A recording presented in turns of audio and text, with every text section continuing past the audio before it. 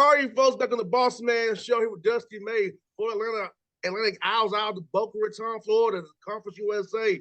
Dusty, been a while, man. Catch up with you. How's things going down there in Boca, man? Things are great. 80 degrees, clear skies, and we've got a really good team. So excited. Yes, indeed, man. Keeping has been 5 years for you already at FAU. Has it flown by for you, man? It really has, and I think the COVID element just there's like a year or two where it's kind of a blur. But other than that, it seems like we've been here a while, and we've had great continuity in the program. So it's been a blast. But yeah, 5 years of 4.5 years or whatever, it's went by quickly.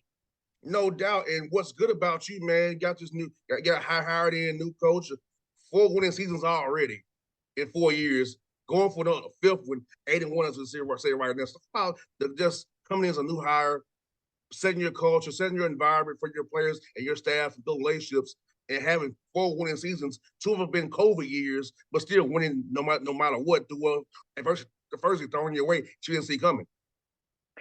Yeah, even now we're watching games from the past year against opponents you're playing now, and we've come so far. We play much better together. Our talent levels increase, and then obviously just the continuity of guys being together and knowing each other and being familiar and really caring about each other's success. It's been rewarding, but it's not been a flash in the pan. It's been a lot of hours, a lot of work from a lot of people, and it's culminated into this spot where we're playing good basketball. Now we have to continue it. And Dusty, how was it this summer to actually have your guys together to build that continuity, to build that oneness? Because I know when I played football, for me, when I was at home here in Atlanta, it wasn't the same as being in Nashville with my guys. So how was having your guys to push each other out there, running those lines, on those sprints, doing individual drills with coaches? How was it seeing your guys bond that way this summer without having to worry about COVID restrictions like it was the past 2 years? It was great just having them together, and then I think they motivate each other. We have a very hardworking group that spends extra time, and even on the weeks when we couldn't have workouts, guys were coming through disappointed that we didn't have team workouts. And a lot of times in the summer, guys are disappointed when you do have workouts because they want to kick it in Boca in the summer. So it's just a group that enjoys work. They enjoy each other, and as a coach, there couldn't be too many more rewarding qualities than having guys who want to learn, who want to improve, and enjoy the work. And Dusty, having guys who love to be in the gym, I'll tell you what, it's good to have guys who force them to the gym, because some guys don't want to get in the gym, as you know, but having guys who want to get there without you saying, get some shots, just shoot today, get some shots up. Yeah. You actually had guys say, hey, I want to work, get better, because that's what it takes come February and March, when it really counts for you guys. Is that the work you put in the summertime, through August, through fall, through non-cons, what determines your fate come February and March. Yeah, and obviously we give our guys nudges, but it's a group that they're self-motivated. They're in here in the mornings and here at nights, and it's became the culture, just how they go about their business. So, the first couple of years, it felt like we were always trying to push and nudge guys to get in the gym to no avail.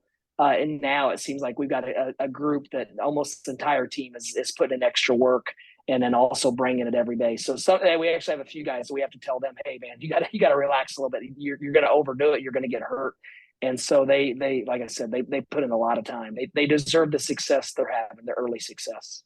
No doubt. And you have a good mix of your roster, man, of younger and older guys. Talk about the recruiting process with Boca being able to sell Boca as well, FAU, the Conference USA. Talk about that and having continuity. Talk about that's just the culture you have, having a young guys coming in that pipeline to see how the older guys do it. So keep this train rolling throughout the years for you and your program. Well, Bossman, we only have one senior on the roster this year, and out of the majority of our players, a big chunk of them are sophomores. And we have a couple freshmen that are playing, and then we have a few juniors that are playing in the rotation as well. So if the portal doesn't get us, we have a chance to really maintain some continuity and stability year after year, and that's how you're a part of a great program, is whenever you're not trying to just reinvent yourself every year. You're not bringing a whole new roster and having to reteach everything, and guys learn each other. So it's been a blast just seeing the guys stay together and work, and their relationships have grown. No doubt. And you all got a great Power 5 win on the road in Florida, where you used to be at. So how was it going back to the O'Connell Center down there on Billy Donovan Court to get a win, a place you coach at, and then seeing your guys do what they did on a Power 5 team on the road. Well, our guys were very confident going into that road trip. We started out at Ole Miss, and we were without our leading scorer at the time, Mike Forrest, and we didn't know if he was going to be able to play at Florida. And it was the same road trip, and we went directly to Florida, and we found out the day of the game that Mike was cleared to play. So it gave us another weapon, and he was able to, as a fifth-year senior, to go into Gainesville, and I think he scored 20 that night, shot it really efficiently, opened things up for his teammates, played a really good basketball game. And we've only had our full team together for a couple of games. So that one in our most recent game. So, we're still gelling. We're still trying to figure ourselves out. But we have a lot of different weapons. And when someone goes down with a minor injury or some other issue, there's several guys waiting to step up and take their place. And that's been the key to our early season success. Despite us missing a few guys, we've had the others step up and elevate their games. No doubt, Dusty. And what's good about, man, is like you said, those guys can experience now where you be even deeper down the road. Because I feel like that's something that's having depth is great. And like I said, guys are going to get hurt. It's basketball.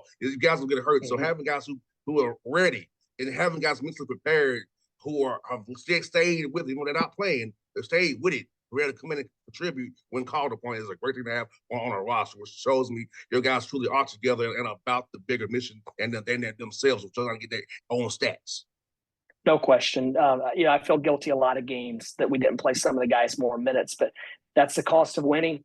Year one, we started out we had a very good roster in year one and started out the year 7-1 or 8-1, and then had a couple of our best players go down, and we just didn't have the depth and experience to overcome it.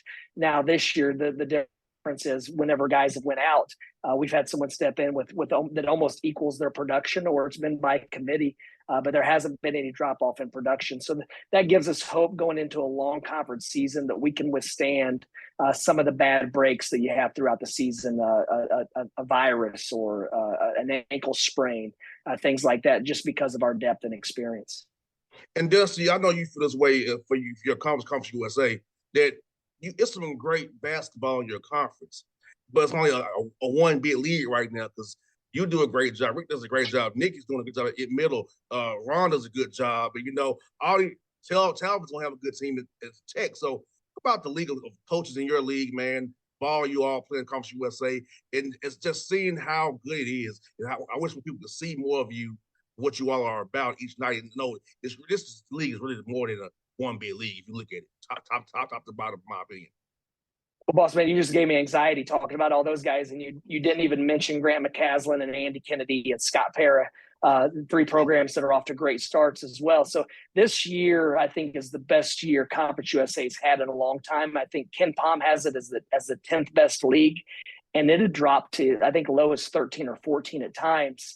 So everyone's doing what they need to do this year to elevate a conference, and that's win games and pick up big non-conference wins. So it seems like from top to bottom, everyone's doing their part. And in a league where you don't have the finances to have a lot of money games, where we have to go on the road to play versus being at home, playing Power Fives on the road versus home and homes against them, and things like that, it's harder to boost your metrics and your numbers and your analytics. But because the league is won at such a high level, we've been able to do that as a group. And now during conference play, we all have more chances to pick up big wins. So hopefully this is the year where Conference USA can be more than a one bid league.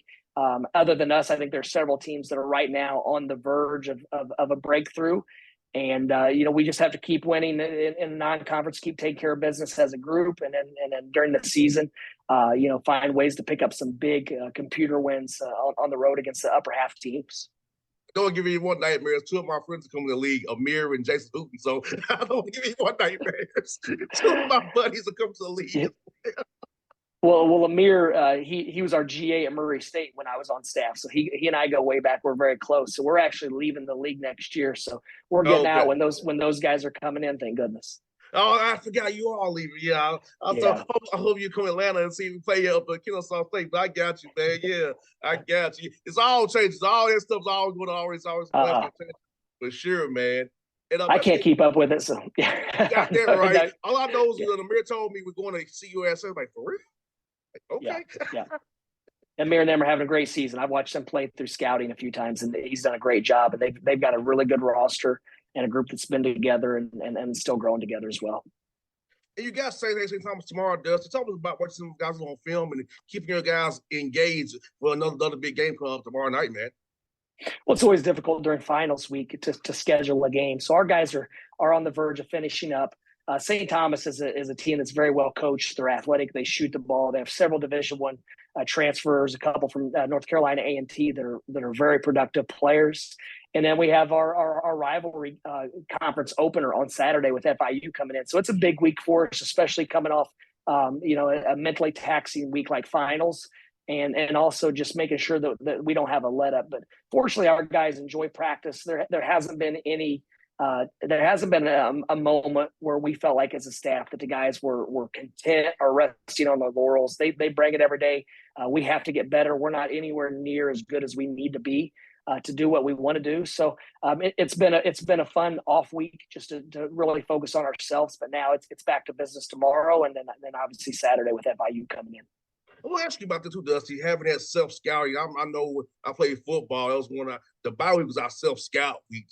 So for you and your staff, how fun is it to kind of get able to look at yourself and say, hey, we're doing this a little bit too much, or we're showing this too much. So how fun was that for you to go and do a deep dive into what you've been doing so far and what you can tweak going forward? Well, it's been fun because when we took a deep dive in, there were a couple areas of concern from the last 2 years. We turned the ball over too much. Our transition defense wasn't great. There were a few things that we spent all spring, all summer, and all fall really focused on, and we fixed those issues. Now there's a couple others. We're not getting to the free throw line enough, and when we do get there, we're not converting. So there's always going to be issues that you have to address, and then also just trying to anticipate how you're going to be defended and what you're going to see down the line so you can start preparation for different things. And we've done that just about every bye week. We've taken a long shot view of, okay, we're going to need to be able to play this coverage against these two teams in the league. Let's go ahead and work on it for 2 or 3 days. And then that way our guys are at least familiar with it. They've repped it. And then when we get into scouting, we don't have to spend near as much time because our guys have already done it and are somewhat familiar with it. So we tried to do that this week, added some stuff that we're going to need down the line. And it's almost like we're teachers. We're developing a curriculum that we need to get certain things in throughout the year. And our guys are great at carrying it out, also thinking about it, not forgetting about it, and then being able to apply it. So we got a very, very intelligent team that has high basketball IQ as well. You kind of led me to that's what Dusty about IQ. That's my point about, hey, when you watch that film, I tell you all players all the time, I don't lie. Like use the film to learn and develop your mistakes, learn what you can do better. The film was you get that mental reps in your head, that mental IQ where on the court somebody come at you a little differently, you can kind of react to it on the fly. Oh, what do I do? So use the film to develop your mind, your mental game, your mental IQ to help you on a tight situation. You can go with A or Z and zig or zag when the coach will change up something on you. So I feel like I tell our guys all the time, Dusty, watch film to develop yourself and to get better at the same time. Absolutely, especially the guards who need to see the entire floor and see things develop and know what to look at and where to look. So our guys are pretty religious about film, and even sometimes I'll bring them in and our guys will say, oh, I already watched that practice last night. And I'll say, okay, what did you see? And we'll talk about it. But just the fact that college students are watching practice in their dorms at night shows the commitment of our players. No doubt. Dusty, thank you for your time, man, and have a happy holiday season. Good to talk to you again, man. I promise we'll be 2 years again, brother. I promise you. We'll be 2 years again. I promise Likewise, you that, boss man. Yeah, I appreciate you. It's good. I appreciate you having me on. It's great to see you again. Anytime, buddy. Be safe, man. Likewise. See you, man. See you.